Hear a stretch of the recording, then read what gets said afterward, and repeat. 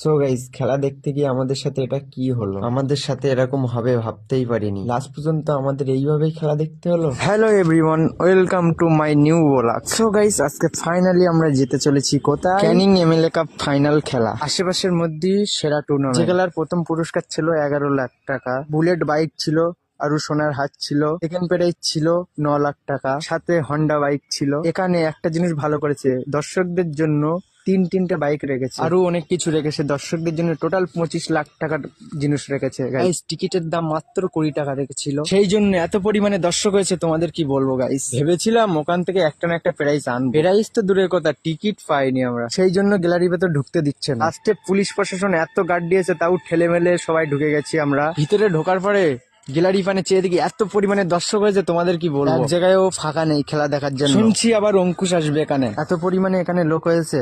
লোকের ঠেলায় আমরা হালকা করে আইসক্রিম খেয়ে নিই। খেলা চালু হবে 2:30টার দিকে, এখন বাজে 2টো। মাঠের ভিতরে অঙ্কুশ ঢুকেছিল, টের পাইনি বলে সেই জন্য আরোবার সময় ফার্স্টের দিকে ছিলাম। অঙ্কুশ দাকে দেখে একটু হাই দিয়ে আমরা এখান থেকে চলে গেলাম। প্লেয়ার সব মাঠে লাগছে, সাথে সাথে প্যানিস দার সাথে দেখা গেল। খেলা শুরু হওয়ার টাইম হয়ে গেছে, দুটো টিম মাঠে লাগার পরে জার্সি একই হওয়ার জন্য জার্সি পাল্টাতে হলো একটা টিমে। দুই টিমের প্লেয়াররা ওয়ার্ম আপ করছে মাঠে নেমে, তারপর খেলাটা চালু হয়ে যায়। এখানে এত পরিমাণে দর্শক হয়েছে, ডিঙি মেরে ছাড়া দেখা যাচ্ছে না খেলা। আমরা খেলাটা হাফ টাইম অবধি দেখে এখান থেকে চলে যাই। এত পরিমাণে লোক হয়েছে, সেই জন্য আমরা চলে এসেছি ক্যানিং ট্রেন লাইনে। এখানে এসে একটু হালকা করে ভিডিও করে নিলাম। এবার যাব মহাখালী। মহাখালীর ভিডিওটা সেকেন্ড ব্লগে দেবো।